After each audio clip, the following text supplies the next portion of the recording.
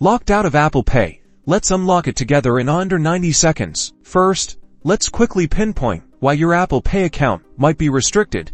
From incorrect billing info to potential security flags, head over to your iPhone settings app. It looks like a set of gears.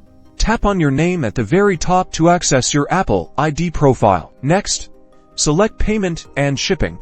This is where your payment methods and shipping addresses are stored. Carefully verify that all your card details are accurate. Double-check the expiration dates, security codes, and especially your billing address. Even a minor typo can trigger restriction. If all looks correct, your next step is to contact your bank or card issuer. There might be an issue on their end, such as a temporary block due to suspicious activity or needing additional verification. If your bank says everything is fine, reach out to Apple support directly. They can investigate your Apple Pay account and provide specific insights into the restriction. While you wait to hear back, try a simple restart of your iPhone. This can sometimes clear temporary glitches affecting Apple Pay.